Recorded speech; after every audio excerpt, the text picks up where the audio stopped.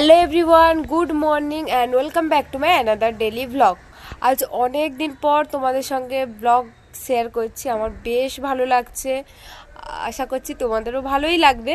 অনেক দিন ধরে ভিডিও শেয়ার করা হচ্ছে না, তার কারণ হচ্ছে আমি ইদানিং একটা কাজে ঢুকেছি, সেই জন্য ভিডিও আর পোস্ট করে হয়ে ওঠে না। মোটামুটি ঘুম থেকে উঠছি 8:30 9টায়, তারপর তাড়াতাড়ি করে খাওয়া দাওয়া করে বেরিয়ে পড়ছি, আর ভিডিওটা করা হচ্ছে না। আজকেও ঘুম থেকে উঠেছি 8:20। ঘুম থেকে উঠেই স্নান করে ফ্রেশ হয়ে ব্রাশ করে নিয়ে ছাদে এসেছি জামা কাপড় মেলতে, আর ভাবলাম চলো ভিডিওটা স্টার্ট করি, কারণ আজ হচ্ছে রান্না পুজো। আচ্ছা, তোমাদের কাদের কাদের বাড়িতে রান্না পুজো আছে অবশ্যই কমেন্ট করে জানিও। কিন্তু আগে আমাদের বাড়িতে অনেক বড় করে রান্না পুজো হতো। আমরা কলকাতাতে আসার পরে ছোট্ট করে করা হয়, কারণ মাত্র আমরা ঘরের কয়েকজন খাই, কয়েকজন থাকি, তো তাই বেশি বড় করে করা হয় না। যখন গ্রামে ছিলাম আমরা, তখন মা অনেক বড় করে করতো, আমার পিসিরা আসতো, গ্রামেরও অনেকজন খেত, তো তখন অনেক বড় করে করা হতো। এখন খাওয়ার মতো কেউ নেই লোকজন, সেই জন্য এখানে রান্না পুজোটা ছোট করেই করা হয়। ছাদে এসে এবার নিচে যাব, পুজো টুজো দেবো, খাবো, তারপর বেরাবো কাজে। কীভাবে আমাদের বাড়িতে রান্না পুজো হয়, কি কি রান্না করে, সেই সবটাই তোমাদের সাথে শেয়ার করবো অবশ্যই। কিন্তু তার আগে এখন আমি যাব কাজে, কাজ থেকে ফিরে এসে রাতে তোমাদেরকে দেখাবো যে কি কি রান্না হলো। আর এক সপ্তাহ ধরে আমার প্রচণ্ড পরিমাণ ঠান্ডা লেগে গেছে, আর আমি ওষুধ খেয়েই যাচ্ছি, বাট আমার কিছুতেই ঠান্ডা লাগা কমছে না, তাই গলার ভয়েসটা এরকম শোনাচ্ছে, সেটা তোমরা আমার কথাগুলো শুনেই বুঝতে পারছো। তো চলো এবার নিচে যাই, গিয়ে আগে ঠাকুর পুজো করি, তারপর খাবো। এই তো নিচে চলেও এসেছি, আর গপুকে এখন সুন্দর করে স্নান করিয়ে ওর গাটা মুছিয়ে ওকে এই দেখো সুন্দর করে সাজিয়েছি। ওকে যে এত মিষ্টি লাগে না দেখতে, কি বলবো। তো এবার চলো বাবা মহাদেবের মাথায় জল দিয়ে ওনাকেও স্নান করিয়ে নিই।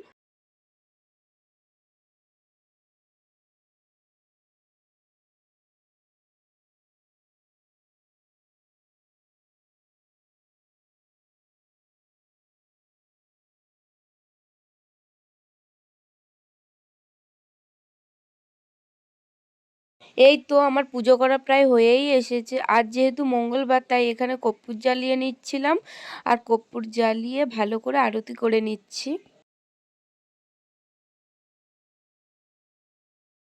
পুজো তো করা হয়ে গেছে, এখন আমি খাবার খাবো, খেয়েই বেরিয়ে যাব। আর মা আজকে ভেজেছিল, উচ্ছে ভেজে দিয়েছিল, ডাল করে দিয়েছিল, আর দিয়েছিল আলু সিদ্ধ। আলু সিদ্ধটা দারুণ মেখেছিল, হেভি খেতে লেগেছিল। তো খাওয়া দাওয়া করেই আমি বেরিয়ে পড়েছিলাম কাজে যাওয়ার জন্য।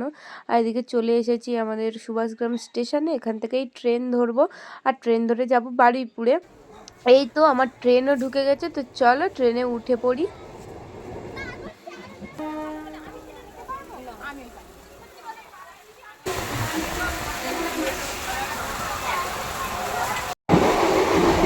এই তো বারুইপুরে পৌঁছেও গেছি, একটা স্টেশন পরেই বারুইপুর। তো চলো এবার তোমাদের সঙ্গে রাতে দেখা হচ্ছে। এই তো আমি বেরিয়ে পড়েছি রাতে, আর এত সুন্দর লাইটিং, কারণ হচ্ছে আজকে রান্না পুজো প্লাস বিশ্বকর্মা পূজা, সেই জন্য। এদিকে বাজারে তো ইলিশ মাছের প্রচণ্ড ভিড়, যেহেতু বছর একবার রান্না পুজো, ইলিশ মাছের ভিড় তো পড়বেই কেনার জন্য। তো যাই হোক, ওখান থেকে আমি বারুইপুর থেকে ট্রেন ধরেই নিয়েছি।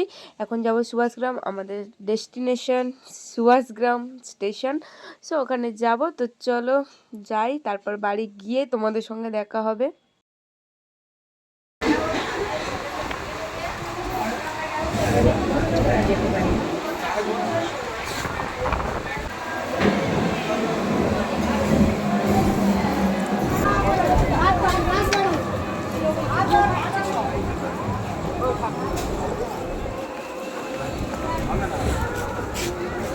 এই তো বাড়িতে আমি চলেই এসেছি, আর বাড়ি ঢুকতে না ঢুকতেই দেখি না মা রান্না বসিয়ে দিয়েছে। আমি এসেছি মোটামুটি এখন বাজছে 10:30, আর মা রান্না বসিয়েছে ওই 10টার দিকে বললো। তো মায়ের দু একটা ভাজা হয়েই এসেছে। তো মা এখানে রান্না করছিল, আমি আর কাছে যাইনি, দূর থেকেই ভিডিও করেছি একটু। তারপরে আমি চলে গেছিলাম স্নান টান করে ফ্রেশ হতে। এই তো আমি স্নান করে ফ্রেশ হয়ে এসে খাবারও খেয়ে নিয়েছি, মায়েরও প্রায় রান্না হয়েই এসেছে, মায়ের দু একটা রান্না বাকি। মায়ের তো সব রান্না কমপ্লিট করে শুতে শুতে অনেকটাই রাত হয়ে যাবে, আমি তাড়াতাড়ি ঘুমিয়ে পড়ি, কারণ আমার শরীরটা অনেক খারাপ লাগছে। কাল সকালেই তোমাদেরকে দেখাবো কি কি রান্না হলো। The next day. তো এটা ছিল রান্না পুজোর দিনের পরের দিন, যেদিন হচ্ছে পান্না। 16 তারিখে রান্না ছিল, আর 17 তারিখে পান্না। এই পান্নার দিন সকালবেলা এখানে একটা আস্তি বলে, এটাকে আস্তি আঁকছি। তো এখানে না মনসার ডালও ব্যবহার করতে হয়, বাট আমাদের যেহেতু সেরকমভাবে করছে না, তাই মনসার ডালটা না নিয়ে এখানে মা ছোট করে একটা আস্তি আঁকতে বললো। তো সেই সিঁদুর দিয়েও ওই ঠাকুরটা আমি আঁকলাম, এঁকে ওখানেই মা ছোট্ট করে একটু পুজো করে নেবে। মনসার ডাল যেহেতু এখানে পাওয়া যায়নি তাই। তো এখানে মা করেছিল কি কি রান্না সেটাই তোমাদেরকে দেখাচ্ছি। অনেক রকমের ভাজা ছিল, আলু ভাজা, ঢ্যাঁড়স ভাজা আর চিচিঙ্গে ভাজা, এদিকে ছিল ইলিশ মাছ ভাজা, তারপর এখানে ছিল কলা ভাজা, পটল ভাজা, বেগুন ভাজা, আর ছিল ডাল চচ্চড়ি, আর ছিল কুমড়ো দিয়ে পুঁই শাক দিয়ে একটা তরকারি। তো ব্যাস এই সিম্পল রান্নাগুলোই করেছিল, আর কিছুই করেনি। বাবা কয়েকটা পদ্ম ফুলের পাতা এনে দিয়েছিল, সেটার মধ্যে মা ছোট্ট করে পুজো করে নিচ্ছিল। তো এই তো মা এখানে সব কিছু সুন্দর করে সাজিয়েছে, যত রকম রান্না করেছে সেগুলো দিয়ে এবারে সুন্দর করে পুজো করে নেবে। অ্যাকচুয়ালি মনসার ডাল লাগে, কিন্তু এখানে পাইনি, আর মা এখানে কোনো সেরকমভাবে করেনি, তাই মনসার ডালটা নিয়ে এসে আর পুজো করেনি। কারণ আমাদের ঘরের রান্না পুজো অনেক নিয়ম মেনেই করতে হয়, তো মা সেই জন্য এখানে কোনো আর রিস্ক নেয়নি, তাই আমার নামের পুজোটা আমার দিদা দিয়ে দিয়েছিল। তো এখানে পুজো করা কমপ্লিট, আমি একটা লাল মিষ্টি খেয়ে নিলাম। আমার লাল মিষ্টি খেতে না ভীষণ ভীষণ ভালো লাগে। তো তারপরে মা এদিকে আমার টিফিনে মানে খাবো তাই পান্তাটা আমাকে দিয়ে দিল এখানে। আর পান্তার সাথে সব রকমের ভাজা, মাছ ভাজা, ডাল চচ্চড়ি, তরকারি সব কিছু নিয়ে নিয়েছি। ওটা তো টিফিন নিয়ে যাব, খাবো ওখানে। আরও বাড়ি থেকে খাওয়া দাওয়া করেই বেরিয়ে গেছি। তো এই ছিল আমার রান্না পুজোর একটা ছোট্ট ব্লগ। তোমাদের কেমন লেগেছে অবশ্যই কমেন্ট করে জানিও। ভালো লাগলে লাইক, কমেন্ট অ্যান্ড শেয়ার করে দিও। আজ তবে আসি, আবার তোমাদের সঙ্গে দেখা হবে নেক্সট ভিডিওতে। ততক্ষণের জন্য টাটা, বাই।